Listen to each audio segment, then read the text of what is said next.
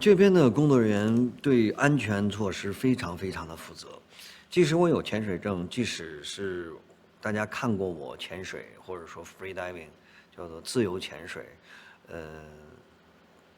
总需要我要跟教练一起来配合，先要看我的程度到哪里，然后在水下的情景里面要反复的测试，才能够安心的让我们去表演。我觉得这件事情是特别好的一件事情，我很喜欢这样。张九明跟我是一个不太一样的人，他是从小因为跟他爸爸产生了误解，所以上大学之后就不跟爸爸和家里联络了，自己独自去创业，独自去发展自己的事业，独自发展科技公司。他一直以为父亲不爱他，他一直以为父亲对他过于严厉、过于苛刻。其实，中国式的父亲往往是把爱藏在心里，而不会去说出来的。中国式的父亲往往只是所有的东西付之于行动。严父可能过于严厉，但是过于严厉都是为了自己孩子的对自己孩子那份爱，所以他是一个典型式的中国式的父子。但是很可惜，当张九明这个角色醒悟他的父亲是多么爱他的时候，可惜，子欲孝而亲不在，所以他就把他爸爸的公司跟他自己的公司合并在一起，继续想探索海洋，探索未知世界，就发扬这种中国人探索未知世界的这种精神。他的爸爸也是一个很有文化的人，所以给张九明为什么取名叫九明呢？今天我背的台词也是这样，九明意思是海洋，或者是深渊，或者是四海。明朝的文人宋濂说：“上凌霄汉，下逐九明”，大概就是这个意思。也就是说，其实，在很久以前的古代，中国人就是在对未知世界的那种探索，就一直在不断着。所以，他的父亲也希望能够张九明可以对未知世界、对科技继续不断的去探索着。在戏里面，因为我们设定的人物关系是，其实是亲切的，其实是因为，张九明跟父亲之间的误会，没有跟家庭接触太多，所以，错过了很多关于这个外甥女的成长的过程，所以希望后面的成长，而且这个外甥女的父母都不在了，所以更能够希望能够保护好这个可爱的小外甥女儿，相爱相杀，相见恨晚。张九明跟乔纳斯其实两个人骨子里，我觉得都是同一种人。他们对一个事情的判断，有时候都是那种，有的时候对一件事情做出的反应都是，两个人都是很强壮的男人，两个人都是心理很强大的男人。只不过处理事情的方式方法不太一样。比如说，乔纳斯有一件事情发现了一件事情，不管不顾就要去干。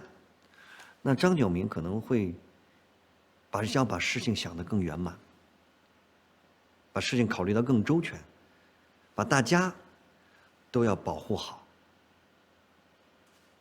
对，他是这么一个人。这两个人处理问题的方式还都是不同的，但是对于两个人有相同的是，对于梅英的那份宠爱。在国内拍了很多的电影，非常好奇国外的同行们、国外的电影人们是如何对待电影，如何对待自己的工作，和他们在什么样的工作环境下来处理面临的发生的问题。这是我带着这种好奇我来到这里。其实我发现全世界的电影人都一样，都会有意外发生，都会有困惑，都会有宽容，都会有包容，都会彼此相助。都会有自己的难处，也都会有累的时候，也都会有大家开心的时候。全世界的电影人都是一样的，更一样的是，大家为了电影愿意去付出，愿意去吃苦，愿意去忘记自己的痛苦，忘记自己的疲劳，而享受制作电影。我觉得这个是全世界的电影人都共通的地方，而且我们都希望能够带来一部非常好的作品，一部好看的作品，带给全世界的观众。DJ is always the voice of the audience, and so he's the one that is like, y'all out y'all damn mind.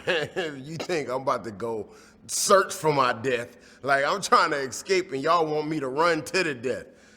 So yeah, I think DJ finds it a bit ridiculous. He even has a line saying that you want to go into an unknown sector chasing after giant sharks. Y'all are crazy as hell. But you know, he's loyal, and it just is a part of the job at this point. So he's with it with them. So not only is like the MEG the antagonist, they're like other antagonists in here. So you know, it just like pushed the stakes up so much higher because there's conflict and a maelstrom of enemies coming from all over the place. If I can't train my cat, you definitely cannot train a megalodon. And also, if God intended for us to be with megalodons, he would have given us gills. I have no gills. I don't have gills. So I don't think we're supposed to be down there. DJ's definitely changed. DJ lost some weight. He started training. He can swim now. He's a bit of a badass, whereas before he was just kind of a nerd that just was scary and sat there and allowed things to happen to him. And now he, you know, affects things. You know, he is more on the offense now. And I think that is a beautiful place for him to be because he's like a bona fide hero now. DJ decided to fully lean into this. He sees Jonas and how badass Jonas is, and he watched him do all of this cool stuff and watched everybody, and he was like, hey, you know, I'm a little athletic too. Let me take some of these pounds off, you know, and let me try and show what I got going on. And so he went and he specifically trained in all of these areas that may be useful for him, you know, down here in the trench. I mean, Jason Statham is just a badass. He's just a quintessential badass. Like, I think, you know, when he walks to get his mail in the morning, he brews and he goes to get it. And if you're watching out of your window, you better make sure you don't try and steal his packages, or you're gonna come and shove you in this package. Like I he's just like, I think he's just badass, and you know, he's such a sweet, kind man, and so Jason's awesome. Wu Jing is funny, man. He's so open, and he's so free, and he's so like affable to the process and to us, and he jokes around, and he has his translator with him at all times, but he picks up things quickly, and he's learning the language fast, and he's a ball of energy and fun. When I came, I did a lot of tutoring, and then for like training, I did dive training. So they put me in a tank. It was like 6 meters deep. And then there was this guy that he was helping me. He was carrying my air oxygen tank thing. And then we would go and just sit on the stairs underwater. And then he'd teach me how to like take off my mask underwater. And then we'd go step by step. And then he'd ask me to take out my mouth breather thing. I forgot what it's called. Yeah, he asked me to take that out. And then soon I got to the point where I could take both off and I'd just be underwater by myself with nothing. It was really cool. She's definitely changed a lot. Like, she was 8 years old in the first one and now she's 14. obviously that itself is a big difference because now she's a teenager, and you know sometimes how teenagers can be a bit moody. moody. She's also been through a lot, like she's lost loved ones from the previous film and stuff. Also, she now lives with her uncle and Jonas. Meiying sees Jonas as like a father figure because obviously she grew up without a father because her father left for another woman in the first one. So now I think she's like glad she has like someone that can look after her like a father. I think Jonas is like really protective of her. I think even though that the uncle is like hasn't been in her life for very long, I think she still sees the uncle as family, and but I think they're more like best friends because they always joke with each other and they tease each other, and I think Uncle Jiuming's way of like taking care of her is very different to the way Jonas takes care of her, because Jonas is like really overprotective, but in a good way. And Uncle Jiuming, he just lets her do what she wants, but also like takes good care of her at the same time. He's exactly the same as I remembered him. Like he talks the same, he walks the same, like that. And then he's always like really cool. And he's always really taking care of me on set. He's really nice. Actually, when I first like found out the cast for MEG 2, I didn't know who Wu Jing was, and then my mom explained to me like how big of a star he is, and I felt so intimidated. And then when I first met him, I'm not gonna lie, I was a bit scared. But then I saw him, and then he was like so nice. I was like, oh, he's gonna be nice to work with. It's a throwback to the 80s, 90s, you know, popcorn movies in a positive sense, you know. It was really a fun movie and a lot of fun. And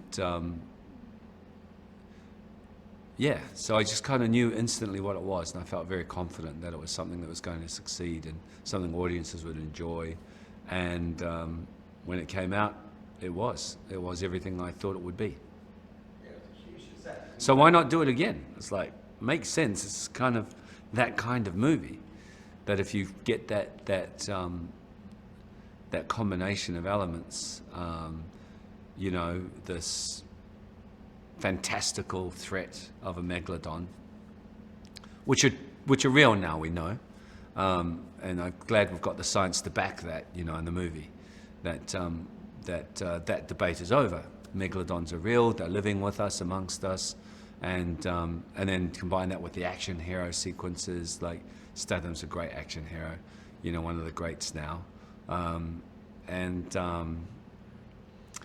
yeah, no, it's just, and the cuteness of this Meiying character, and then also the family aspect of it, with her mom and her granddad, and now in this new sequence where we're taking the whole idea of family.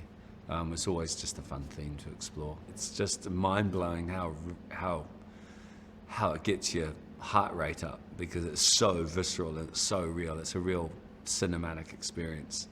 You know, it's what you want to go to the movies to experience in a way, you know. If you're into that kind of movie, it delivers that kind of movie for that kind of audience. It's great. Action's huge. Oh my gosh. You know, it's like, you know, this is where I see the Lorenzo di Bonaventura putting the stamp on the movie. It's like, hey, let's get behind this and you know, punch it up. So yeah, just scaling it up.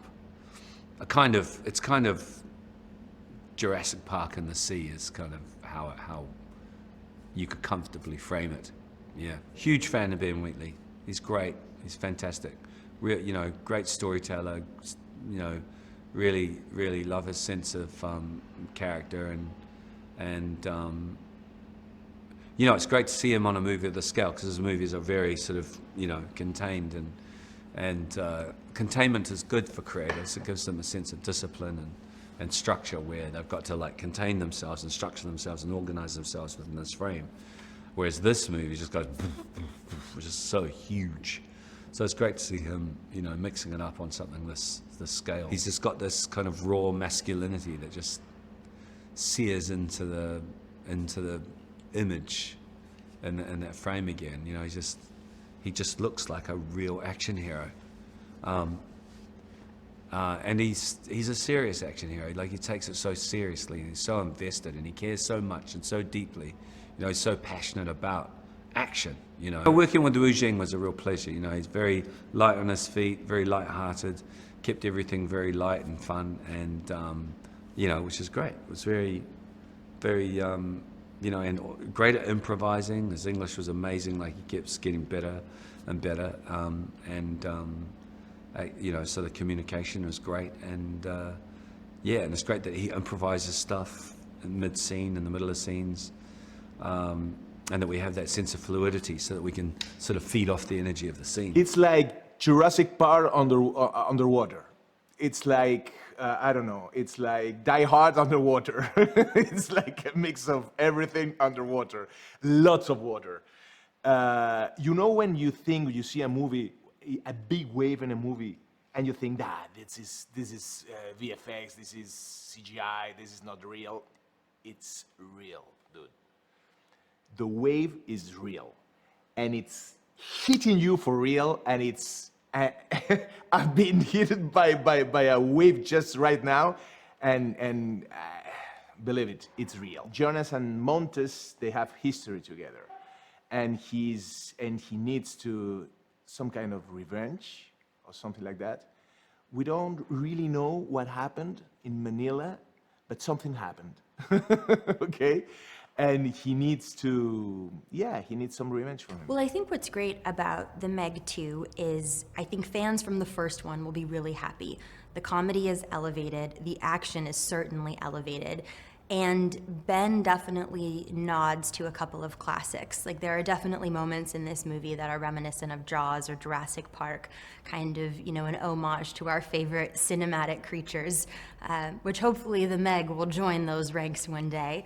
But I also think it's great because if you haven't seen the first one, I think it's a really approachable movie for a new audience. You know, it's a really diverse group of people. We've got the underwater teams, we've got the team up above in the station, including myself and Cliff Curtis and Paige Kennedy. We've got some really fun new characters as well, and the world is visually stunning, both above the sea and under it. So it's going to be a really visual experience for the audience, whether they're coming back or joining us for the first time. I think the trench is really the thing that's going to separate the movie from the first one. And I also think it's probably going to be one of the bigger surprises for the audience. A lot of the movie is set in the trench, this part of the ocean that's pitch black with bioluminescent creatures, and our dive team is on foot down there for a good portion of the movie, which I remember reading the script and thinking, how are they going to do that? It's wild that they're going to be in this dark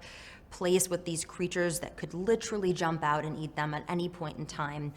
It's really, really wild, but I think it's going to be fun to see something that most of us will never be able to get to visit. The Meg 2 is going to sort of allow audiences a chance to live vicariously through that. So the Meg 2, we are sort of back with some of the original gang from the first movie a couple of years later, and we're at the Zhang Institute in southern China, where they've been studying these megalodons and really making progress as far as how they breed and their environment, behavior, all of that. And, you know, we've got some new members of the team, myself included. And so you're sort of seeing this new team that seems like they've really been prospering and that the problems of the first movie are behind them, until we learn that that's not the case. Jess is a very ambitious, hardworking young woman, and I think when you meet her, she can present as friendly and very kind, super earnest, but is in fact probably one of the more calculating people that you could come across. Nothing is unaccounted for with Jess. She really is very strategic, and she's thinking through, you know, 10 steps ahead of the people around her. And so I think that's what's really fun is in the movie, you really believe the relationships that she has with all these people. I think one of my favorite parts in the movie is the final showdown between Montes and Jonas. And there's definitely an homage to the first movie. At the end of the first movie, they're at that large resort and the Megs come and scare everybody on the beach and the couple who got married gets disrupted. And so we have an homage to that in this movie, which I think is really fun. And there's kind of a nice tie-in to how the second movie ends. I think what's really nice about the Meg 2 is it's more than just the sharks. I mean, obviously it's the Meg, we come for the megalodons, but being in the trench, we get to be in an environment where we realize the Megs are not alone. I mean, they are these giant predators, but they've got company, which includes these enormous octopi and these other creatures that are just big in a way that we've never seen before. And probably not creatures you'd see if you were diving in the open ocean. So I think the audience will be very excited to meet a couple of new creatures. Ben Wheatley is awesome. I definitely think he's a comedian disguised as a director. He has such a sharp sense of humor and wit that I absolutely love. And he's made it so fun to work on this movie, but also does a really great job of tying in humor in the movie. And I think that's also what helps sell some of these like jump scare moments, is he knows the right setup to put a little bit of comedy in and then get you relaxed because you're laughing and then immediately scare you with one of those jump scares, which is great. But Ben also came from an editing background, so he has this incredible vision for the movie, and having animated the whole thing before, so the actors and all of us working on it could really understand the world, was incredible. And he's really designed a world like none other. It's really impressive. The cast on this movie is incredibly diverse and from all over the world. You know, I had said to my parents when I got this job, I said, I feel like I'm on a semester abroad, like I'm getting to make all these new friends from all over the world that are so talented and interesting, and it's really been such a cool experience. You know, you've got Whoopi Van Ram, who's Dutch, we've got actors from Scotland, Greece, Switzerland, Germany, China. I mean, it is really so diverse. And it really has made it quite fun because everybody's bringing a little bit of that perspective into their character.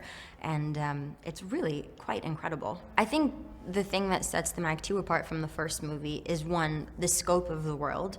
We've got new creatures, we've got new characters, we've got new problems to solve. Everything is bigger and more complicated and visually so stunning. You know, I think in the first movie, you've got their dive control center was kind of this like grungy vibe of like everyone was huddled together around these computers working, you know, at this institute. And in the second movie, we are in this grand space where everything is big and super high tech and glossy and cool and exciting and modern and just visually astounding. And that's also true of the worlds that we see underwater, you know, just literally larger than life. Jason Statham is the perfect person to play Jonas in the Meg because, in my mind, he really is the comedic action hero that we know and love. He can deliver a punch and a punchline flawlessly at the same time. It's the Jason Statham special. Yeah, I was a big fan of the original Meg. And basically I got sent the Meg 2 script by my agent, and I was like, oh wow, the Meg 2. How could I, basically it was that. It was like, how could I not do this? Whatever this is, I'm going to do it. So, and then I read it and I really enjoyed it. And I think the main thing that got me was the kind of, is the Jonas characters, and all the characters need to fight on and keep moving forward at all times. You know, it was the key line for me was like we see we work the problems one by one. You know, and when I read that, I was like, wow, yeah, this is basically all of filmmaking. So it really appealed. There's bigger stunts and you know, going back to the things that I think people liked about the first film. What I liked about it was like I wanted to see the Megs destroying more stuff, fundamentally eating more people. I wanted to see Jonas Taylor and his crew in much more difficult situations and under much more pressure, and see how they acted in those situations. What was exciting about this film was that it was taking the original Meg and then supercharging it and giving it bigger creatures, bigger action, bigger monsters, bigger environments, bigger equipment, you know, it's the whole thing. I would describe this film as the perfect kind of popcorn movie. It's like it's a film that I've been waiting to see for years. I just want to, you know, I love action movies and I love movies that have people going on a mission, and I love movies where they explore, you know, and they find different places, and it's all, you go, oh my God, this is amazing, and then they go on to the next place, and then there's danger, and I think that's something I seem to have been missing from movies for a while, you know, that kind of feeling of a journey, but also with giant action in it. Working with Jason, he is obviously an absolute expert and master at all this action stuff, you know, so he knows exactly what he's doing in that respect. And then as a performer, he brings that solidness to the role, you know, when he's on set, he's kind of, you know, just straight there, straight on it, getting it done. I really enjoyed working with Sophia. We talked to her about the first movie, but she was so young, she said she can barely even remember it, which is crazy, you know. But she's a very natural performer, you know, and you see it in the movie. It's like she's having to do quite a lot of heightened stuff, but she just comes through as very real. And on the day, it's like it's very understated and quiet, and she's very understated and quiet as well. But then she can just go, oh yeah, okay, and then she walks on and does these great performances. So, and she was, totally rock solid all the way through. She's great. With Wu Jing, he's obviously, you know, a director as well as a performer. So he understands so many of the elements of it, and he has done so much action stuff. So he's, again, like Jason, he knows exactly what he's doing. So it's almost like I learn from them as much as I'm directing them, but I'm not telling them, you know, because they know what they're doing.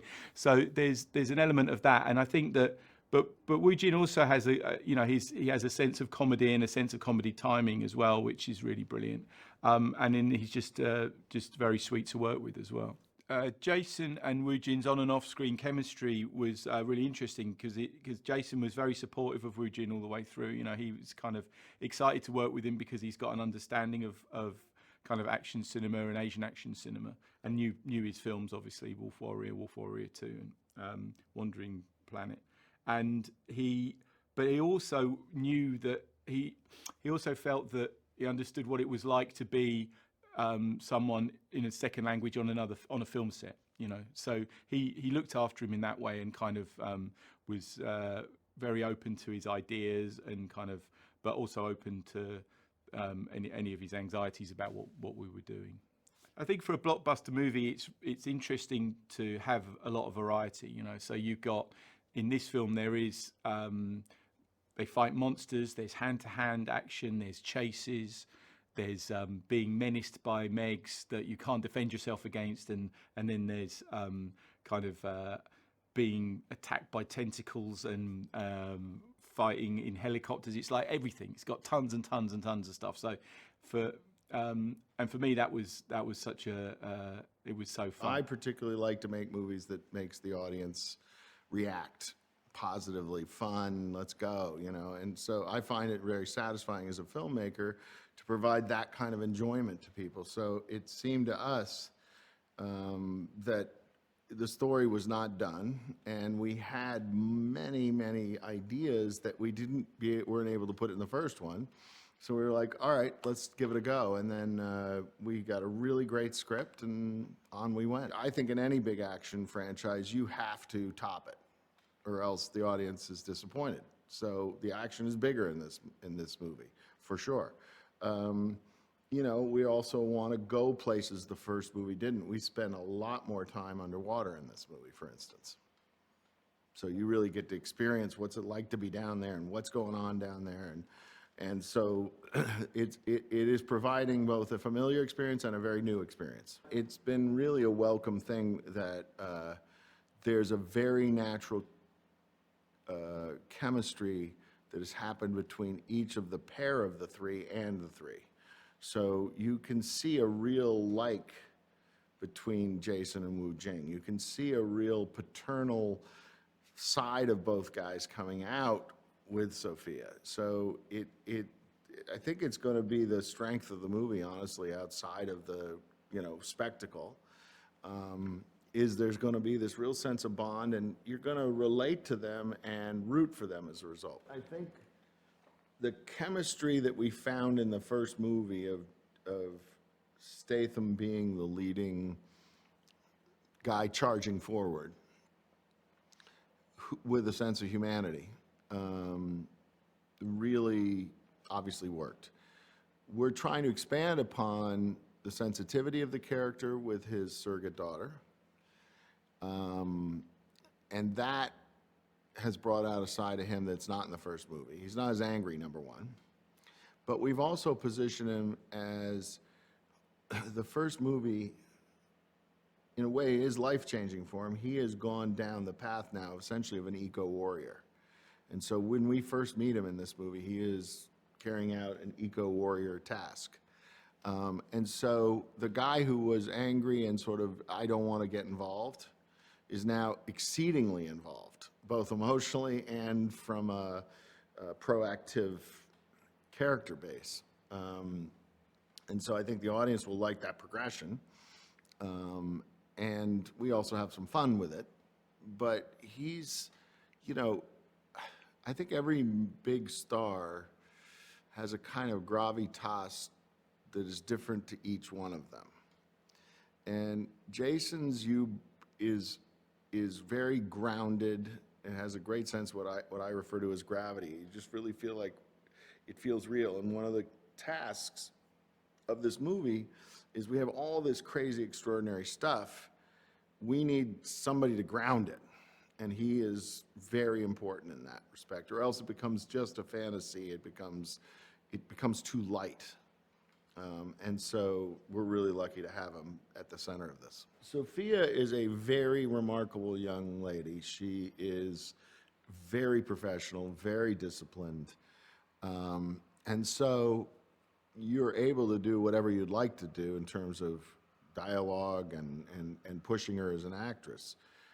Because she is the centrifugal force of sort of the emotional relationship in this, she has far more to do in this movie than she did in the first movie.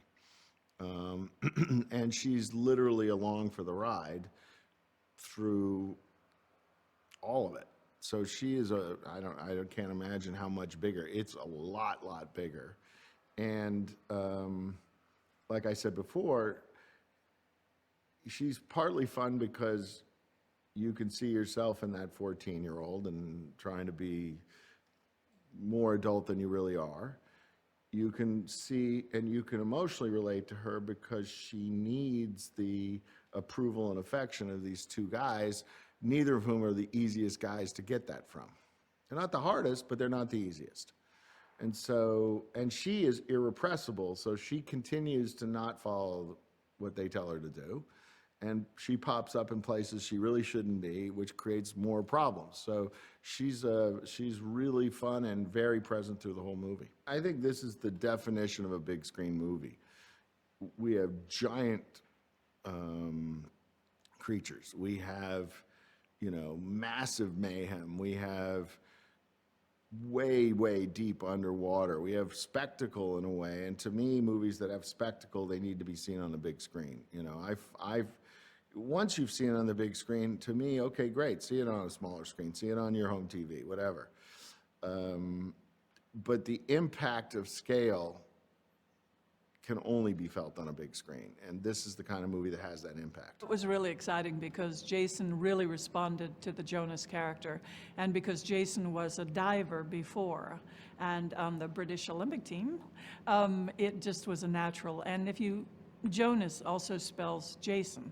I mean, there was too many coincidences, if you will. And who better to battle a giant shark? Come on, Jason Statham. I think it's going to be bigger, badder, and better. Think about it. We've got Jason Statham starring in the movie, who's one of the biggest action stars. We've got Wu Jing, who's starring in the movie, who's one of the biggest action stars in the world. And we have Meiying, who's now a teenager. And we have a trench full of not only several MEGs, but also other creatures. So It's pretty exciting. We really worked hard to make it a global cast. And I think in this one, we've upped the ante on everything, not only the cast, making it even more global, but also more VFX, more action sequences, and deeper storylines. And the film's a little bit darker, even though it still has the fun tones to it.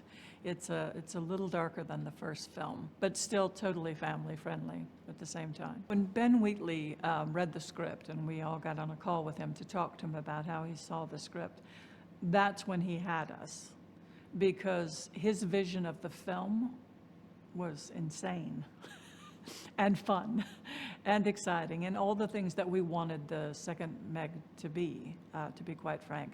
And that was on a higher level, on upping the game with everything, from the VFX, for the action, to the characters, taking them a little bit deeper, tiny bit darker, but still making it very much a family-friendly film, but just going a little bit deeper into everything. And that's what he brought to the table. And something really exciting about Ben when he was talking to us about the film and what he's doing every day on this set, his creativity knows no bounds. And that's the thing that really, of all things, sold us on him, is that he is constantly coming up with ways to do things.